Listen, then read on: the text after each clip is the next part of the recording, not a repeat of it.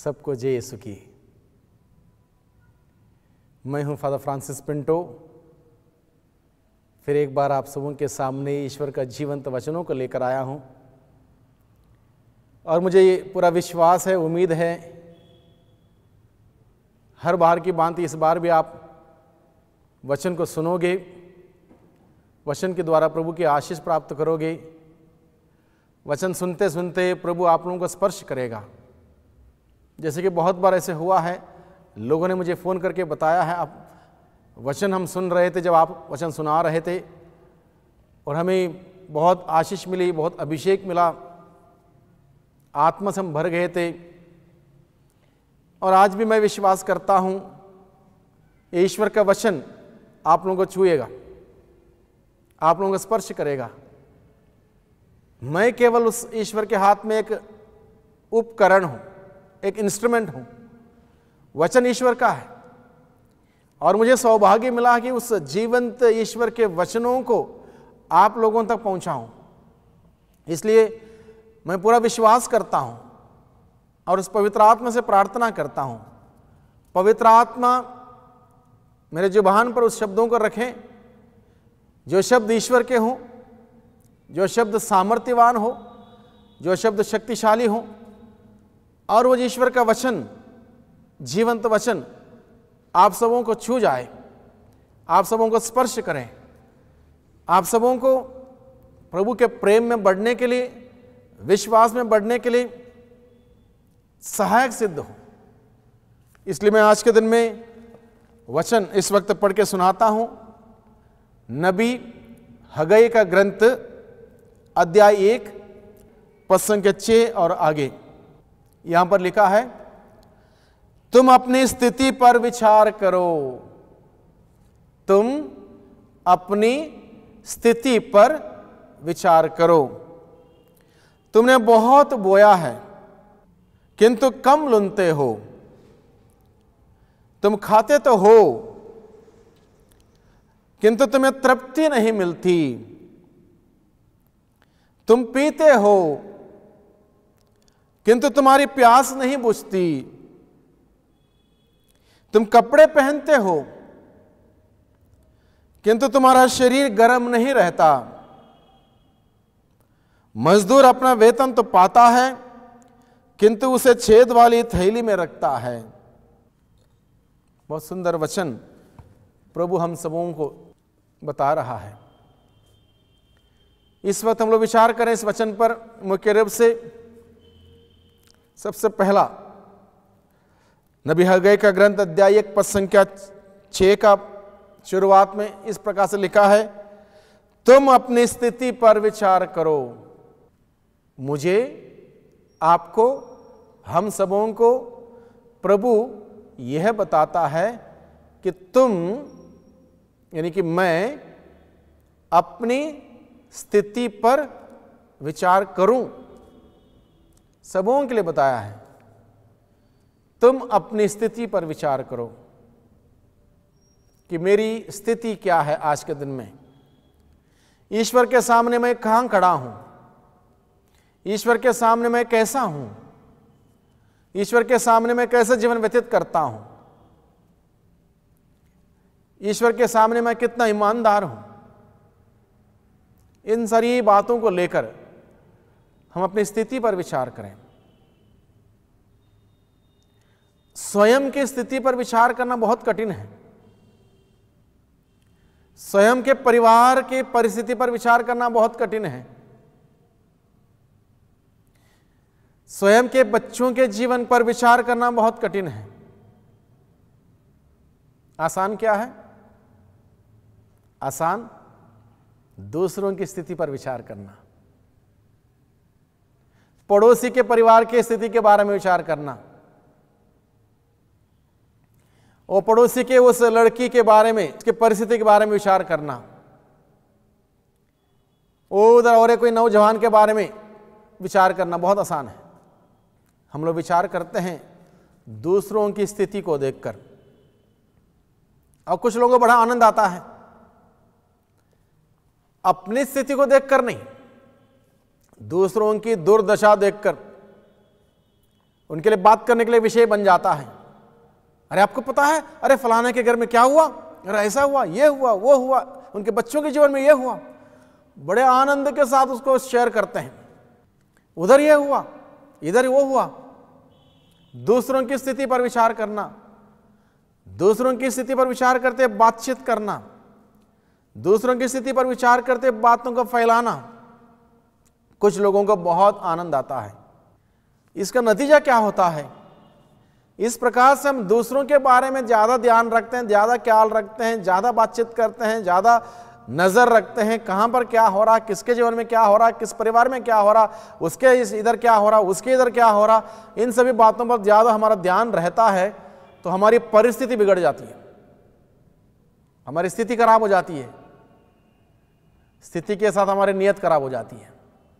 क्योंकि ध्यान अपने ऊपर नहीं है, ध्यान अपने परिवार पर नहीं है, ध्यान दूसरों पर है, दूसरों के परिवार पर है, दूसरों के बच्चों पर है।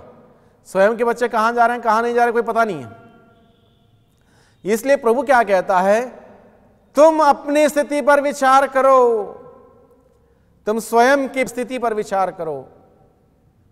यह जरूरी है हम सबों के लिए, हर एक इंसान के लिए बहुत ही आवश्यक है, बहुत ही जरूरी है कि हम सबके सब अपनी परिस्थिति पर, अपनी स्थिति पर हर दिन विचार करें। हर दिन विचार करने का मतलब एक मूल्यांकन करना कि मैंने आज किस प्रकार का जीवन बिताया है, जिसको अंग्रेजी में बोलते हैं examination of conscience. Examination of conscience यानी कि जांच करना, अपने आप की जांच करना कि आज के पूरे दिन में मैंने किस प्रकार का जीवन बिताया है। और यह हर व्यक्ति को आवश्यक है, मैं समझता हूं। व्यक्तिगत रूप से हमें अपनी स्थिति पर विचार करना है। पारिवारिक स्तर पर हर परिवार को अपने स्थिति पर विचार करना है।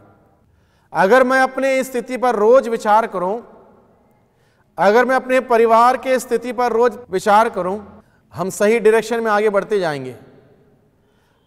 जो व्यक्ति व्यक्तिगत रूप से अपनी स्थिति पर रोज विचार करता है, प्रार्थना में अपने अंतःकरण की जांच करता है, प्रार्थना में परिवार बैठ के विचार करता है, वो परिवार एक साथ जुड़ा रहेगा। जो परिवार एक साथ प्रार्थना में बैठेगा वो परिवार फलता रहेगा। जो व्यक्ति अपनी स्थिति पर रोज विचार करेगा, अपने अंतःकरण की जांच करेगा, वो गुमराह नहीं होगा, गलत रास्ते पर नहीं जाएगा, गलत विचार उसके मन में नहीं आएंगे, गलत संगति नहीं आएगी, गलत कार्य नहीं करेगा, अच्छा नेक जीवन बिताएगा, सुंदर जीवन बिताएगा, आदर्श जीवन बिताएगा, उदाहरण बनेगा दूसरों के लिए। इसलिए प्रभु चाहता है तुम अपनी स्थिति पर विचार करो, और इस प्रकार से हर दिन हम विचार करते रहेंगे, अपने बारे में मनन चिंतन करेंगे, अंतःकरण की जांच करेंगे, अपने परिवार की स्थिति पर विचार करेंगे। हम और हमारा परिवार प्रभु की नजरों में तरक्की करता जाएगा, और तभी हम प्रभु की बहुतायत की आशीषों को प्राप्त करेंगे। Hallelujah, hallelujah, hallelujah. यीशु की स्तुति हो, यीशु को धन्यवाद। इसलिए प्रभु कहता तुम अपनी स्थिति पर विचार करो, व्यक्तिगत स्थिति पर विचार करो, परिवार की स्थिति पर विचार करो, दूसरों की स्थिति पर विचार मत करो। दूसरों की स्थिति पर विचार करोगे तुम्हारी खुद की परिस्थिति खराब होगी, व्यक्तिगत परिस्थिति खराब होगी, परिवार की परिस्थिति खराब होगी। इसलिए आवश्यक यह है भाइयों बहनों, हम अपनी स्थिति पर विचार करें, अपने परिवार की स्थिति पर विचार करें। ऐसा करेंगे प्रभु के साथ ट्यून्ड रहेंगे, जुड़े रहेंगे, बने रहेंगे। बहुत बार हम लोग क्या करते हैं, अपने बारे में कोई ख्याल नहीं रखते, ध्यान नहीं रखते अपने बारे में, अपने परिवार के बारे में, बच्चों के बारे में कुछ नहीं। हमारी आंखें दूसरों पर ही टिके रहती हैं। इसलिए प्रभु का वचन आगे क्या कहता है, तुमने बहुत बोया है किंतु कम लुनते हो। तुमने बहुत बोया है किंतु कम लुनते हो। जब हम अपने स्थिति पर विचार करें, हमें पता चलेगा हमने कितना बोया है। सबसे पहली बात है, हमें यह पता होना चाहिए हमने कितना बोया, बहुत बोया है या कम बोया है। अब यह बात हमें स्पष्ट होगी व्यक्तिगत रूप से, पारिवारिक रूप से, हमने कितना बोया है, ज्यादा बोया है, कम बोया है। दूसरी बात विचार करने की बात यह है, जो बोया है क्या वो अच्छा बोया है या बुरा बोया है? प्रभु का वचन कहता है तुम अपनी स्थिति पर विचार करो, तुमने बहुत बोया है, प्रभु का वचन कहता है, और हमें देखना हमें कितना बोया है, बहुत बोया है या कम बोया है। अगर बोया है तो क्या बोया है, अच्छा बोया है या बुरा बोया है? क्योंकि मनुष्य वही लुनता है जो उसने बोया है, मनुष्य वही लुनता है जो उसने बोया है। तो अच्छा बोया है तो नेचुरली क्या होगा, अच्छा लुनेगा। बुरा बोया है तो इस बात की कल्पना नहीं कर सकता मैंने बोया है बहुत बुरा तो अच्छा लुनूं, नहीं हो सकता है। मनुष्य जो बोता है वही लुनता है, इसलिए अच्छा बोया है तो अच्छा लुनेगा, बुरा बोया है बुरा लुनेगा। इसलिए प्रभु का वचन कहता है तुमने बहुत बोया है लेकिन कम लुनते हो। यानी कि इस बात का एहसास कब होगा, जब हम अपनी स्थिति पर विचार करेंगे, व्यक्तिगत रूप से, पारिवारिक रूप से हम अपनी स्थिति पर जब विचार करेंगे तब हमें पता चलेगा कि हमने कितना बोया है और क्या बोया है। और जैसे मैंने कहा अच्छा बोया है तो अच्छा हमें मिलेगा, अच्छा फल मिलेगा, बुरा बोया है बुरा फल मिलेगा। कई बार मैंने बूढ़े माता पिता को ये बात कहते हुए सुना, बच्चे हमारा ख्याल नहीं रखते, ध्यान नहीं देते, दवाई नहीं पूछते, हम बोलते रहते हैं ये ला दो वो ला दो, नहीं ला के देते हैं, अलग अलग प्रकार से परेशान करते हैं, हमको यहाँ से निकल जाओ बोलते हैं। तो ये अलग अलग घर में अलग अलग प्रकार का माहौल चलता है। क्यों होता है ऐसे? मैंने कुछ माता पिताओं से जो इस प्रकार से अनेक प्रकार से अपने बच्चों के वजह से दुख झेल रहे हैं, उनसे मैंने सवाल किया, क्या आपने अपने बच्चों के जीवन में क्या अच्छा बोया या नहीं बोया? तो उन्होंने पूछा इसका मतलब क्या है? मैंने बोला कि अब छोटे जब थे आपके बच्चे, क्या आपने ईश्वर के मूल्यों को बोया उनके जीवन में? क्या आपने संस्कारों को उनके जीवन में बोया? क्या आपने उनके जीवन में ईश्वर के सिद्धांतों को बोया? क्या आपने ईश्वर के वचनों को उनके जीवन में बोया? क्या आपने उनके जीवन में विश्वास का बीज बोया, प्रार्थना करने का बीज बोया? तब कुछ लोग बोलते हैं हाँ थोड़ा बहुत हमने कोशिश किया, कुछ लोग बोलते हैं तालीम में जाते थे लेकिन ट्यूशन की वजह से, उसके वजह से, इसके वजह से प्रार्थना नहीं होती थी, इसके पापा लेट आते थे, वो हुआ ये हुआ, बहुत सारे बहाने। तब मैं उनसे कहता हूँ आपने अच्छा बोया नहीं है, आपके बच्चों के जीवन में जब बोना था आपने अच्छा बोया नहीं है, तो आप अच्छा लुन नहीं सकते हो।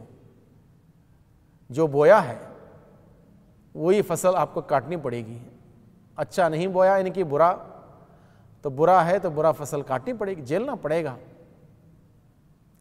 ऐसा दिन हम क्यों देखें, चाहे कोई भी हो, ऐसे दिन हम क्यों देखें?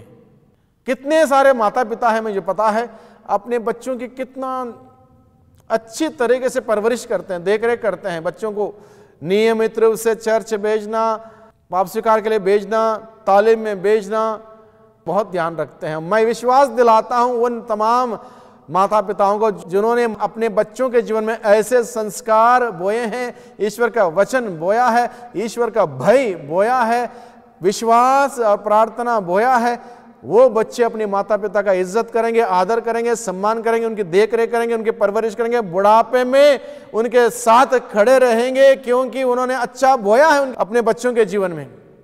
प्रभु का वचन क्या कहता है? आपने बहुत बोया है लेकिन कम लुनते हो, क्योंकि बहुत सारे लोग आज के दिन में लुनते बहुत कम है, क्योंकि अच्छा बोया नहीं है।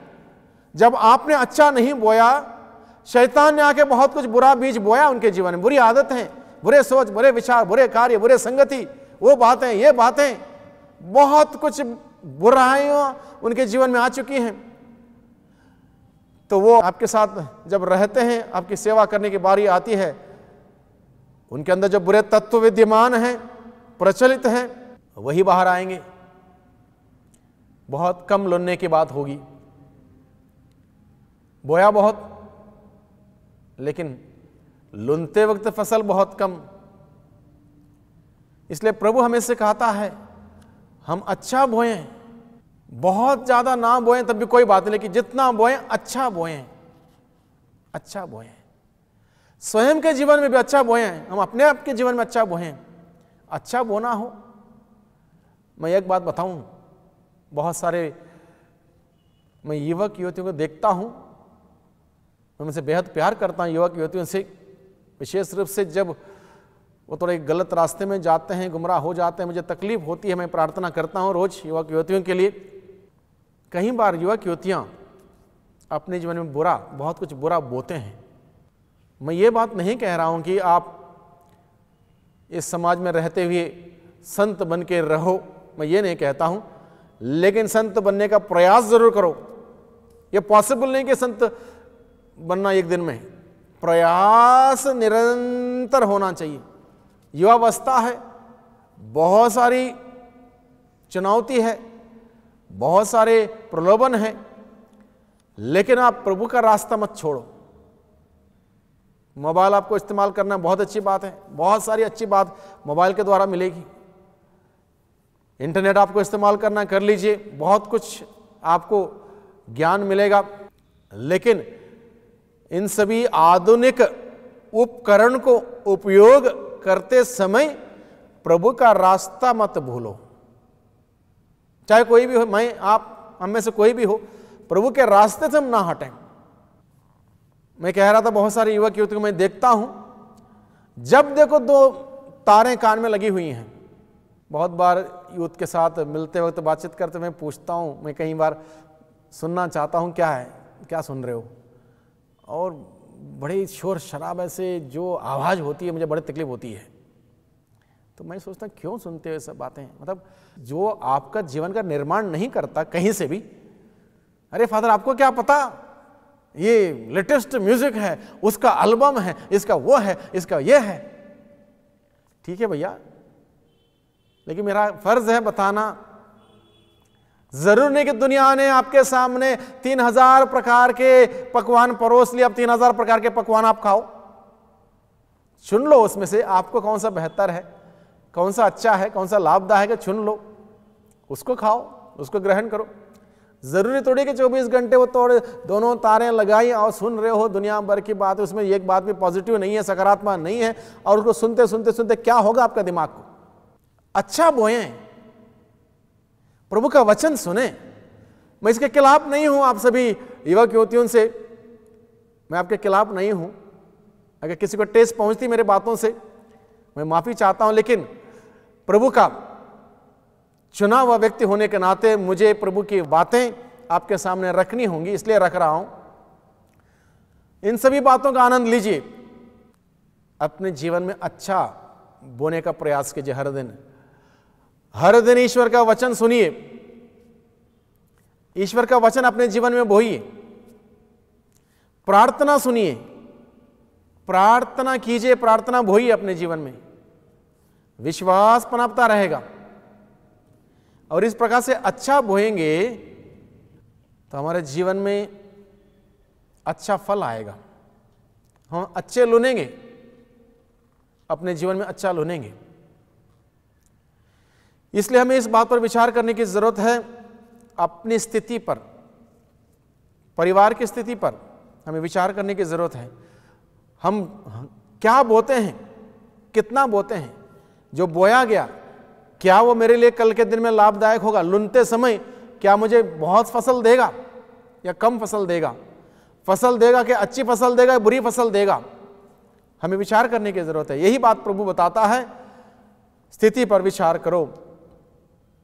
अगर ऐसे स्थिति पर विचार करेंगे हम बहुत लुनेंगे, और जो लुनेंगे वो हमारे लिए आनंद देगा, खुशियां देगी। हम बोते हैं अलग अलग प्रकार के अनाज, बीज हम बोते हैं इस उम्मीद के साथ कि बहुत ज़्यादा फसल आएगी, और फसल बहुत ज़्यादा आएगी, बहुत आनंद आएगा। तो मान लो आपने गेहूं का बीज बोया अपने 1 एकड़ खेत में, जिसमें सामान्य रूप से 45 से 50 किलो बीज बोया जाता है। आपने बोया, और बोने के बाद आपने उसकी देख रेख नहीं की, उसमें बीमारी लगी नहीं लगी देखा नहीं, पानी चाहिए नहीं चाहिए देखा नहीं, खाद नहीं डाला बीमारी लगने पर दवाई नहीं डाली, कुछ नहीं किया, बो के चले गए। उसके बाद लुनने के समय आपको लगता है फसल 1 एकड़ में 1 ही कुंटल मिला, 1 ही बोरी, जबकि 20 बोरी गेहूं मिलना चाहिए तो 1 ही बोरी मिला। लुनते वक्त कम, क्योंकि बहुत सारा घास हुआ, गुले डंडा हुआ, वो हुआ, ये हुआ, बीमारी आई, सब बेकार हो गया। इस बात का भी ख्याल रखना बहुत ही ज़रूरी है, क्योंकि हम इस दुनिया में जीते हैं। बहुत प्रकार की बुराई, बीमारी हमारे अंदर आएगी। बीमारी यानी कि जैसे गेहूं का खेत का उदाहरण मैंने दिया, गेहूं में बीमारी आती, उसी प्रकार से बुरे तत्वों की बातें, उसका इफेक्ट, उसका असर हमारे जीवन में आएगा। तो खाद पानी अगर ना दिया जाए गेहूं को, उसी प्रकार से प्रार्थना नहीं किया जाए, ईश्वर का वचन नहीं सुना जाए, नहीं पढ़ा जाए, मिस्सा बलिदान में अगर संस्कारों में भाग ना लिया जाए, विशेष रूप से पाप स्वीकार संस्कार वगैरह नहीं ग्रहण किया जाए, तो बीमारी बढ़ती जाएगी, तकलीफ बढ़ती जाएगी, और उसका इफेक्ट क्या होगा, बहुत कम लुनेंगे।